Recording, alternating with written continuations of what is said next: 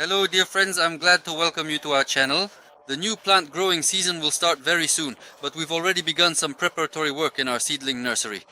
And today, in this video, I'll tell you about two types of seedling cups. In my opinion, they are the cheapest, most technologically advanced, and most convenient to use. Surely many of our viewers who have been with us for more than a year already know what I'm holding in my hands right now. For those who don't know, friends, these are 5,000 seedling cups, all in this compact form. There are 5,000 seedling cups here. Just think about that number. What other types of cups could fit so compactly? Well, actually, of course, these aren't seedling cups just yet. This is just a seedling sleeve, 12 centimeters wide, which we're about to use for filling.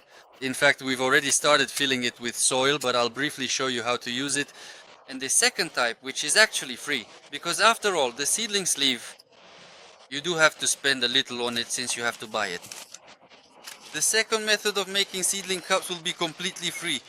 Wait a moment. We lay out the sleeve, take a metal plate like this, place it, it's about 10 to 11 centimeters wide, and quickly wrap it all up. You can wrap it as many times as you want, but it'll get hard to cut later. You can wrap it up to 30 times. I'll be brief so as not to take up too much of your time, and we cut it with a knife. As you can see, it's simple. Here are 8 or 10 seedling cups. Well, yes, 8 seedling cups are already ready. Once again, let me remind you, there are 500 meters here, so you can get about 5,000 seedling cups from a single roll. So, friends, different widths will allow you to choose. Some people prefer larger cups, some smaller, but there are various options, so I think it's not hard to pick what you need. And briefly, I'll show you how to fill them. Carefully open up the cup, then gently set it down on a stable, flat surface. For an alternative, you can ingeniously use a piece precisely cut from a sturdy plastic bottle, which serves the same purpose as a stable base. Fill it up, leaving about a centimeter. Fold the edge in. Friends, once you've folded in about a centimeter, flip it over. The seedling cup is ready. Now we set it in place. Look, here we already have them lined up in rows. These were filled yesterday. Let's take a look at the bottom now. See how it holds up.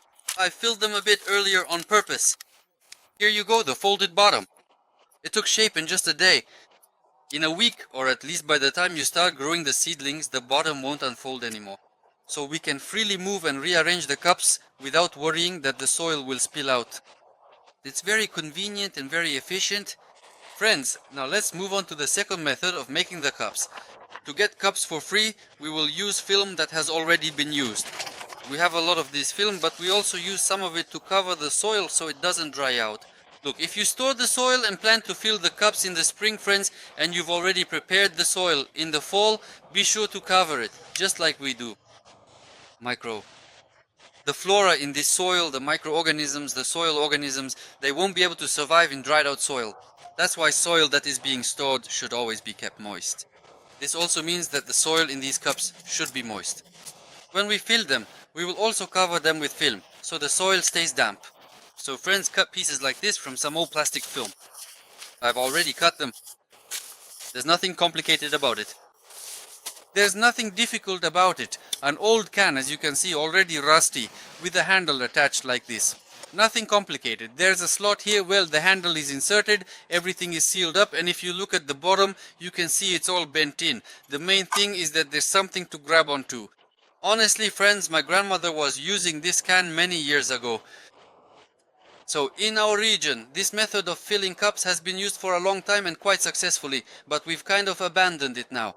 That's because these seedling sleeves appeared and now no one rolls the film like this anymore. In this way. But for small quantities, when it doesn't make sense to buy these big rolls, it's quite suitable. And at the moment, this is a way to make completely free cups. Friends, we pour soil in here. Look how simple it is. And holding it with one finger, we wrap it around this cup.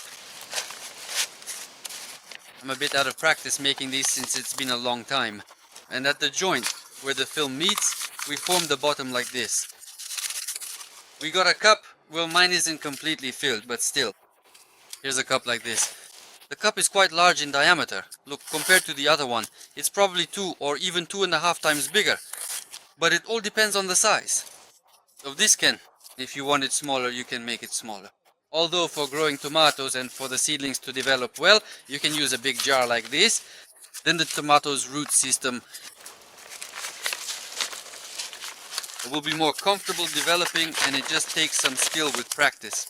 Once again, let me repeat. In the old days, using a jar like this, one person per shift, well, a typical shift, could make about 1,000 cups like these. This was called spinning cups. There are probably many more ways, friends, but this was one of them. But you have to agree, these two methods are as simple as it gets. They're not expensive at all, and these cups are really easy to store.